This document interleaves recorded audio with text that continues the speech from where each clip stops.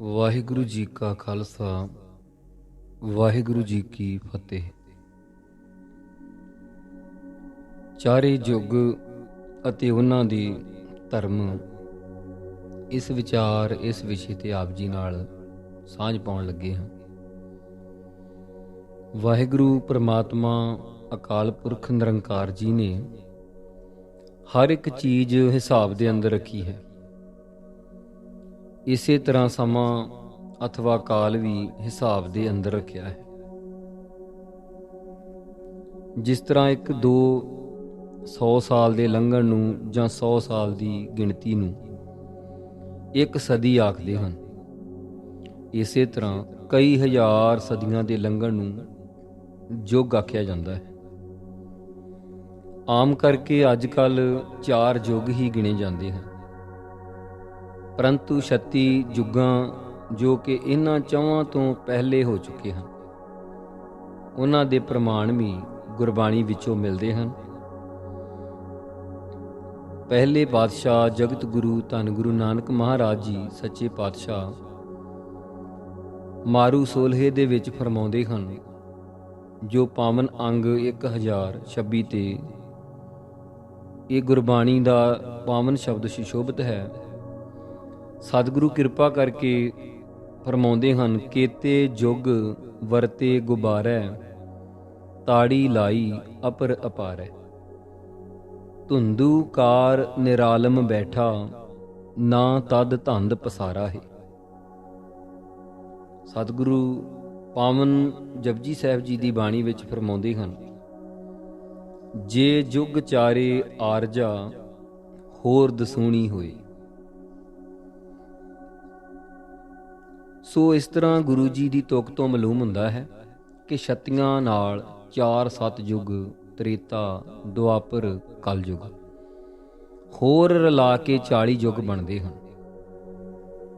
ਗੁਰੂ ਜੀ ਨੇ ਦੱਸਿਆ ਹੈ, ਜੇ ਕਿਸੇ ਜੀਵ ਦੀ ਅਵਸਥਾ 4 ਯੁੱਗ ਹੋ ਜਾਵੇ ਜਾਂ ਇਸ ਤੋਂ ਵੱਧ ਕੇ 10 ਗੁਣਾ ਹੋਰ 40 ਯੁੱਗ ਹੋ ਜਾਵੇ ਤੇ 9 ਖੰਡਾਂ ਵਿੱਚ ਮਸ਼ਹੂਰ ਹੋ ਜਾਵੇ, ਤੁਰਨ ਵੇਲੇ ਅਦਬ ਵਾਸਤੇ ਸਭ ਕੋਈ ਉਸ ਦੇ ਨਾਲ ਤੁਰੇ ਤੇ ਕਈ ਤਰ੍ਹਾਂ ਦੇ ਜਸ ਦੁਨੀਆ ਵਿੱਚ ਲਵੇ, ਏਡਾ ਵੱਡਾ ਹੋ ਕੇ ਉਸ ਦੀ ਰਸਨਾ ਹਰੀ ਨਾਮ ਨਹੀਂ ਸਿਮਰਦੀ, ਤਾਂ ਸਤਿਗੁਰੂ ਪਾਤਸ਼ਾਹ ਐਸੇ ਪੁਰਸ਼ ਦੀ ਕੋਈ ਬਾਤ ਨਹੀਂ ਪੁੱਛਦਾ।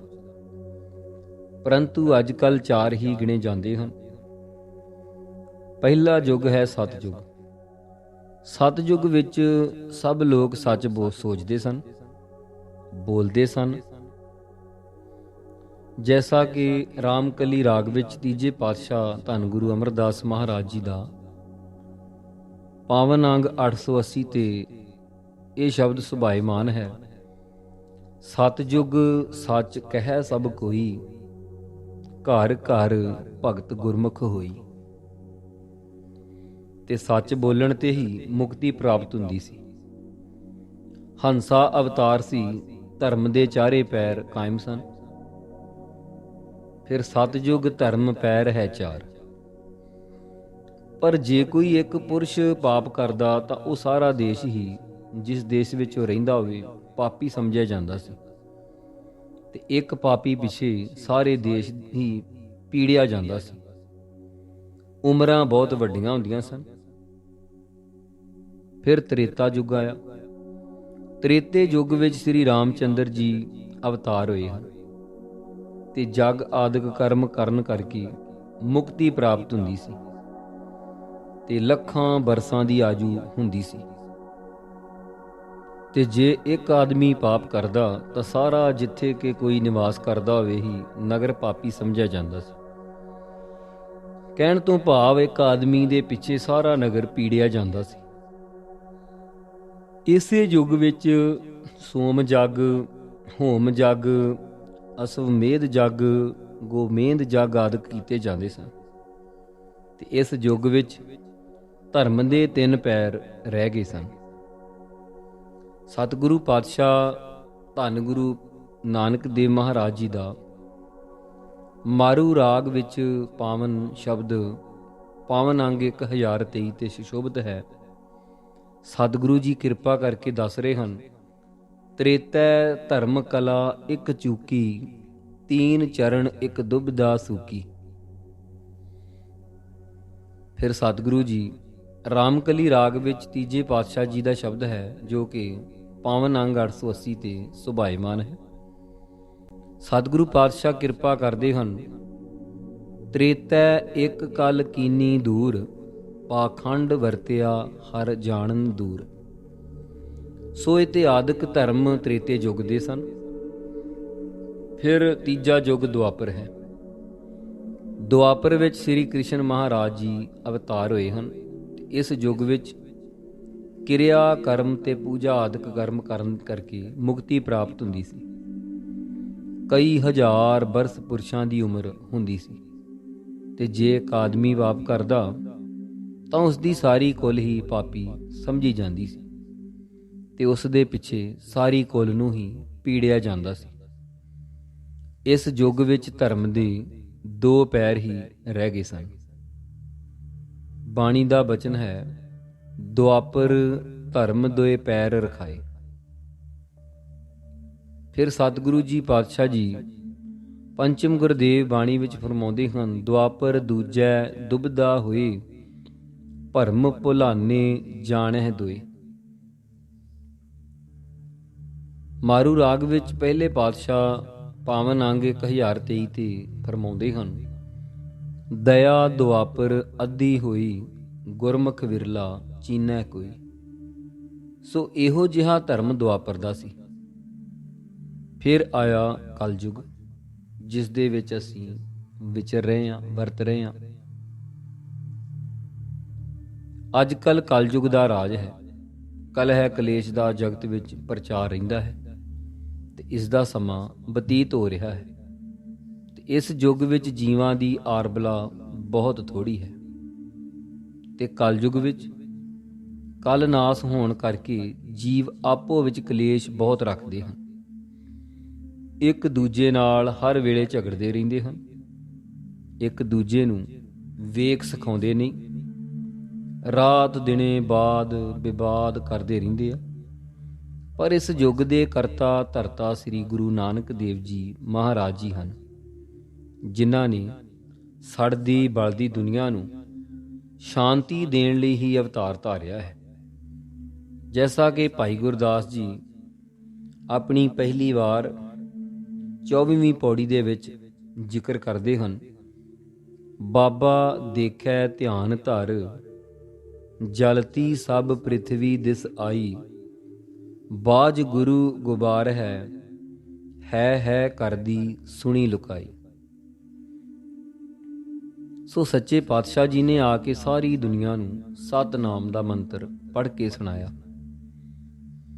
ਫਿਰ ਭਾਈ ਗੁਰਦਾਸ ਜੀ ਆਪਣੀ ਪਹਿਲੀ ਵਾਰ ਤੇ ਪੌੜੀ 23ਵੀਂ ਦੇ ਵਿੱਚ ਫਰਮਾਉਂਦੇ ਹਨ, ਕਲਯੁਗ ਬਾਬੇ ਤਾਰਿਆ, ਸਤਿਨਾਮ ਪੜ੍ਹ ਮੰਤਰ ਸੁਣਾਇਆ, ਕਲ ਤਾਰਨ ਗੁਰ ਨਾਨਕ ਆਇਆ। ਭਾਵ ਪਰਮੇਸ਼ਰ ਦੀ ਆਰਾਧਨਾ ਕਰਨੀ ਦੱਸੀ। ਜੈਸੇ ਹੋਰਨਾਂ ਯੁੱਗਾਂ ਦੇ ਵੱਖੋ ਵੱਖਰੇ ਧਰਮ ਹਨ, ਇਸੇ ਤਰ੍ਹਾਂ ਕਲਯੁਗ ਦਾ ਧਰਮ ਵੀ ਵੱਖਰਾ ਹੈ, ਜੋ ਇਸ ਪ੍ਰਕਾਰ ਹੈ। ਇਸ ਯੁੱਗ ਵਿੱਚ ਉਮਰ ਥੋੜੀ ਹੈ, ਤੇ ਵਾਹਿਗੁਰੂ ਦੀ ਬੰਦਗੀ ਕਰਨ ਕਰਕੇ ਮੁਕਤੀ ਪ੍ਰਾਪਤ ਹੁੰਦੀ ਹੈ। ਤੇ ਜਿਹੜਾ ਪਾਪ ਕਰੇ, ਉਸ ਪਾਪ ਦਾ ਫਲ ਉਸ ਨੂੰ ਆਪ ਹੀ ਭੋਗਣਾ ਪੈਂਦਾ ਹੈ। ਬਾਣੀ ਇਸ ਗੱਲ ਦਾ ਸਾਨੂੰ ਭਰੋਸਾ ਦਿੰਦੀ ਹੈ। ਜ਼ਿਕਰ ਆਉਂਦਾ ਹੈ, ਸਤਿਗੁਰੂ ਫਰਮਾਉਂਦੇ ਹਨ, ਆਸਾ ਰਾਗ ਵਿੱਚ ਪੰਚਮ ਗੁਰਦੇਵ ਧੰਨ ਗੁਰੂ ਅਰਜਨ ਦੇਵ ਮਹਾਰਾਜ ਜੀ, ਜੋ ਪਾਵਨ ਅੰਗ 406 ਤੇ ਸੁਸ਼ੋਭਿਤ ਸ਼ਬਦ ਹੈ, ਸਤਿਯੁਗ ਤ੍ਰੇਤਾ ਦੁਆਪਰ ਭਣੀਐ, ਕਲਯੁਗ ਊਤਮੋ ਜੁਗਾ ਮਾਹੇ, ਇਹ ਕਰ ਕਰੇ ਸੋ ਇਹ ਕਰ ਪਾਏ, ਕੋਈ ਨਾ ਪਕੜੀਐ ਕਿਸੈ ਥਾਏ। ਅੱਗੇ ਸਤਿਗੁਰੂ ਹੋਰ ਦੱਸਦੇ ਹਨ, ਬਸੰਤ ਰਾਗ ਵਿੱਚ ਪੰਚਮ ਗੁਰਦੇਵ ਧੰਨ ਗੁਰੂ ਅਰਜਨ ਦੇਵ ਮਹਾਰਾਜ ਜੀ ਦਾ ਹੀ ਸ਼ਬਦ ਹੈ, ਜੋ ਪਾਵਨ ਅੰਗ 1185 ਤੇ ਸੁਸ਼ੋਭਿਤ ਹੈ। ਸਤਿਗੁਰੂ ਜੀ ਕਿਰਪਾ ਕਰ ਰਹੇ ਹਨ, ਅਬ ਕਲੂ ਆਇਓ ਰੇ, ਇੱਕ ਨਾਮ ਬੋਵੋ ਬੋਵੋ, ਅਨ ਰੂਤ ਨਾਹੀ ਨਾਹੀ ਮਤ ਭਰਮ ਭੁੱਲੋ ਭੁੱਲੋ। ਸੋ ਕਲਯੁਗ ਵਿੱਚ ਨਾਮ ਜਪਣ ਦੁਆਰਾ ਹੀ ਜੀਵ ਮੁਕਤੀ ਹਾਸਲ ਕਰ ਸਕਦਾ ਹੈ ਤੇ ਇਹੋ ਕੰਮ ਕਰਨ ਦਾ ਸਮਾਂ ਹੈ। ਸਤਿਗੁਰੂ ਭੈਰੋ ਰਾਗ ਵਿੱਚ ਤੀਜੇ ਪਾਤਸ਼ਾਹ ਧੰਨ ਗੁਰੂ ਅਮਰਦਾਸ ਮਹਾਰਾਜ ਜੀ ਕਿਰਪਾ ਕਰਦੇ ਹਨ, ਜੋ ਪਾਵਨ ਅੰਗ 1130 ਤੇ ਸੁਭਾਏਮਾਨ ਹੈ। ਕਲਯੁਗ ਮਹਿ ਹਰ ਜੀਓ ਏਕ, ਹੋਰ ਰੁੱਤ ਨ ਕਾਈ। ਨਾਨਕ ਗੁਰਮੁਖ ਹਿਰਦੈ RAM ਨਾਮ ਲੇਹੋ ਜਮਾਈ। ਜੇਕਰ ਨਾਮ ਜਪਣ ਤੋਂ ਬਿਨਾਂ ਕੋਈ ਹੋਰ ਕਰਮ ਜੀਵ ਕਰੇ ਤਾਂ ਮੂਲ ਤੇ ਨਫਾ ਸਭ ਕੁਝ ਗਵਾ ਲੈਂਦਾ ਹੈ। ਜੈਸੇ ਗੁਰਵਾਕ ਹੈ, ਕਲਯੁਗ ਬੀਜ ਬੀਜੇ ਬਿਨ ਨਾਵੈ ਸਭ ਲਾਹਾ ਮੂਲ ਗਵਾਇਆ। ਤੇ ਮੁਕਤੀ ਵੀ ਪ੍ਰਾਪਤ ਨਹੀਂ ਹੁੰਦੀ। ਕਲਯੁਗ ਵਿੱਚ ਧਰਮ ਦਾ ਇੱਕੋ ਪੈਰ ਰਹਿ ਗਿਆ ਸੀ। ਗੁਰਵਾਕ ਹੈ ਸਤਿਗੁਰੂ ਪਾਤਸ਼ਾਹ ਰਾਮਕਲੀ ਰਾਗ ਵਿੱਚ ਤੀਜੇ ਪਾਤਸ਼ਾਹ ਜੀ ਦਾ। ਧੰਨ ਗੁਰੂ ਅਮਰਦਾਸ ਮਹਾਰਾਜ ਜੀ ਫਰਮਾਉਂਦੇ ਹਨ, ਪਾਵਨ ਅੰਗ 880 ਤੇ, ਕਲਯੁਗ ਧਰਮ ਕਲਾ ਇੱਕ ਰਹਾਈ, ਇੱਕ ਪੈਰ ਚੱਲੈ ਮਾਇਆ ਮੋਹ ਵਧਾਈ। ਸੋ ਇਸ ਯੁੱਗ ਵਿੱਚ ਨਾਮ ਜਪਣਾ ਹੀ ਸਭ ਤੋਂ ਸ੍ਰੇਸ਼ਟ ਹੈ। ਤਾਂ ਤੇ ਕਲਯੁਗ ਵਿੱਚ ਨਾਮ ਦੇ ਦਾਤੀ ਸ੍ਰੀ ਗੁਰੂ ਨਾਨਕ ਦੇਵ ਜੀ ਹੀ ਹਨ। ਤਾਂ ਤੇ ਹਰ ਇੱਕ ਜੀਵ ਨੂੰ ਚਾਹੀਦਾ ਹੈ ਕਿ ਉਹਨਾਂ ਦੀ ਚਰਨੀ ਲੱਗ ਕੇ ਨਾਮ ਜਪ ਕੇ ਸੰਸਾਰ ਸਾਗਰ ਤੋਂ ਪਾਰ ਹੋ ਜਾਵੇ। ਇਤਿਆਦਿਕ ਕਰਮ ਕਲਯੁਗ ਦੇ ਹਨ। ਚਵਾਂ ਯੁੱਗਾਂ ਬਾਬਤ ਗੁਰੂ ਜੀ ਦੀ ਰਾਏ ਅਥਵਾ ਉਹਨਾਂ ਦੇ ਧਰਮ ਦੀ ਬਾਬਤ ਗੁਰੂ ਜੀ ਨੇ ਇਸ ਪ੍ਰਕਾਰ ਦੱਸਿਆ ਹੈ। ਗੌੜੀ ਬੈਰਾਗਣ ਸ੍ਰੀ ਰਵਿਦਾਸ ਜੀ ਕੀ ਬਾਣੀ ਹੈ ਔਰ ਪਾਵਨ ਅੰਗ 346 ਹੈ। ਭਗਤ ਜੀ ਕਿਰਪਾ ਕਰਕੇ ਦੱਸਦੇ ਹਨ, ਸਤਜੁਗ ਸਤ ਤੇਤਾ ਜੱਗੀ, ਦੁਆਪਰ ਪੂਜਾ ਚਾਰ, ਤੀਨੋਂ ਜੁਗ ਤੀਨੋਂ ਦਿੜੇ, ਕਲ ਕੇਵਲ ਨਾਮ ਆਧਾਰ। ਸੋ ਇਤਿਆਦਿਕ ਚਵਾਂ ਯੁੱਗਾਂ ਦੇ ਧਰਮ ਹਨ, ਪਰੰਤੂ ਸਭਨਾਂ ਦੇ ਧਰਮਾਂ ਨਾਲੋਂ ਕਲਯੁਗ ਦੇ ਧਰਮਾਂ ਦਾ ਇੱਕ ਹਿੱਸਾ ਜੋ ਕਿ ਨਾਮ ਜਪਣਾ ਹੈ, ਸਭ ਤੋਂ ਸ੍ਰੇਸ਼ਟ ਹੈ। ਸਤਿਗੁਰੂ ਪਾਤਸ਼ਾਹ ਜੀ ਸੁਖਮਨੀ ਸਾਹਿਬ ਜੀ ਦੀ ਪਾਵਨ ਗੁਰਬਾਣੀ ਵਿੱਚ ਵੀ ਸਾਨੂੰ ਦੱਸਦੇ ਹਨ, ਸਰਬ ਧਰਮ ਮਹਿ ਸ੍ਰੇਸ਼ਟ ਧਰਮ, ਹਰਿ ਕੋ ਨਾਮ ਜਪ ਨਿਰਮਲ ਕਰਮ। ਸੋ ਹਰ ਇੱਕ ਜੀਵ ਨੂੰ ਚਾਹੀਦਾ ਕਿ ਇਸ ਧਰਮ ਨੂੰ ਧਾਰਨ ਕਰਕੇ ਨਾਮ ਜਪ ਕੇ ਆਪਣਾ ਜੀਵਨ ਸਫਲਾ ਕਰੇ। ਇੱਥੇ ਭਗਤ ਜੀ ਡਿਉੜ ਛੰਦ ਲਿਖਦੇ ਹਨ। ਉਹ ਲਿਖਦੇ ਹਨ, ਆਓ ਧਿਆਨ ਦੇਣਾ। ਜੁਗਾਂ ਜੁਗਾਂ ਦਾ ਧਰਮ ਵਾਹਿਗੁਰੂ, ਜੁਗਾਂ ਜੁਗਾਂ ਦਾ ਧਰਮ ਵਾਹਿਗੁਰੂ ਨੇ ਆਪ ਬਣਾਇਆ, ਜਗ ਚਲਾਇਆ। ਸਭ ਆਪਣੀ ਆਪਣੀ ਮਰਿਆਦਾ ਦੇ ਵਿੱਚ ਹੈ ਲਾਇਆ, ਚੋਜ ਕਰਾਇਆ। ਸਤਜੁਗ ਲੰਘ ਕੇ ਆਇਆ, ਤ੍ਰੇਤਾ ਦੁਆਪਰ ਸਮਾਂ ਬਤਾਇਆ, ਕਲਯੁਗ ਆਇਆ। ਤਾਂ ਤੇ ਭਗਤ ਕਰੋ ਮਿਲੇ ਮੁਕਤੀ, ਸਤਿਗੁਰ ਆਖ ਸੁਣਾਇਆ, ਜਗ ਬਿਦਤਾਇਆ। ਤਾਂ ਤੇ ਭਗਤ ਕਰੋ ਮਿਲੇ ਮੁਕਤੀ, ਸਤਿਗੁਰ ਆਖ ਸੁਣਾਇਆ, ਜਗ ਬਿਦਤਾਇਆ। ਵਾਹਿਗੁਰੂ ਜੀ ਕਾ ਖਾਲਸਾ, ਵਾਹਿਗੁਰੂ ਜੀ ਕੀ ਫਤਿਹ।